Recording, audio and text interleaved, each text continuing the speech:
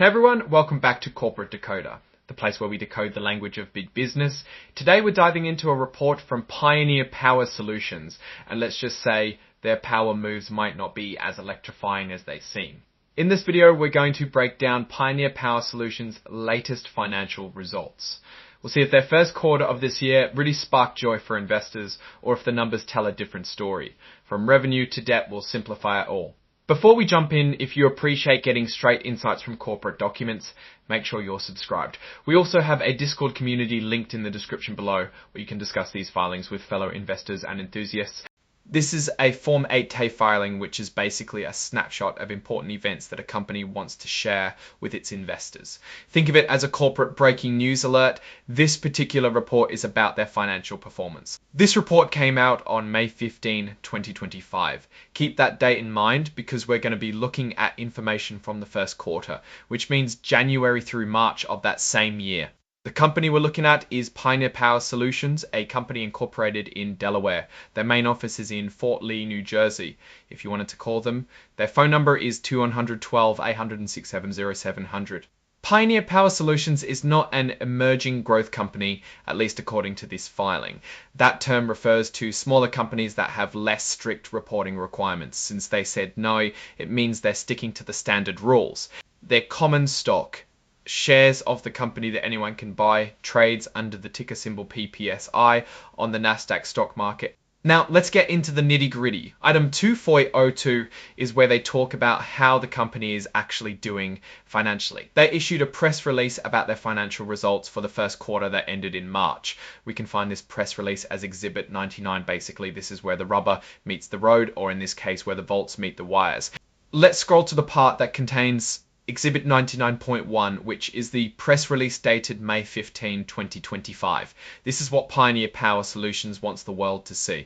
The headline declares that the company is reporting its first quarter 2025 financial results.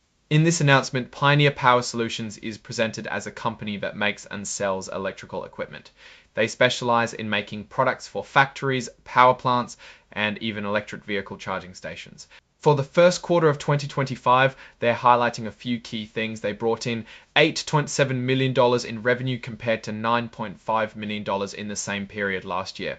That's a decrease, less money coming in than before. Also, their gross profit decreased to $1.7 million, a positive to $1.7 million from $2.2 million.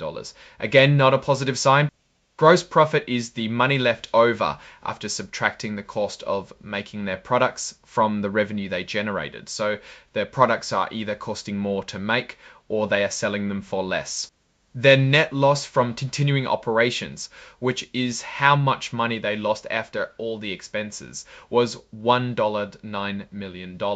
Last year, it was only $0.9,000 war before. Adjusted EBITDA, which is a measure of profit that adds back things like interest, taxes, and depreciation, decreased to $0.2 million from $0.8 million. That means their core business isn't performing as well as it used to. On a brighter note, their order backlog, which is the amount of orders they have yet to fulfill, increased to $32.8 million. That suggests there's still strong demand for their products. According to Nathan Mazurek, the chairman and CEO, the first quarter of 2025 was difficult. He noted that while they secured a lot of new orders, actually turning those orders into revenue was challenging because of the economy and supply chain issues. The CEO added that they're working on managing costs and focusing on projects that give them better profit margins to improve their financial health as the year goes on. The press release also has a summary of their financial results. Let's focus on a few key numbers. For the 3 months ended March 31, 2025, they had revenue of $8.7 million the previous year. This is less money coming in. Gross profit decreased from $2.22 million. The company is making less money on each sale. Net loss from continuing operations was $1.9 million compared to $0.9 million last year. This indicates the company's losing money and the losses are increasing. Cash used in operating activities was $2.5 million versus $0.9 million last year. The company is burning through cash faster. Finally, item 901 is simply a list of the exhibits attached to the report. In this case, it includes the press release we just discussed, as well as some technical data formatted for computers to read easily. Now, looking at these results more broadly, Pioneer Power Solutions seems to be facing some significant headwinds. While they're touting a strong order backlog, which is good, their actual financial performance is declining. Revenue is down, profit margins are shrinking, and losses are growing.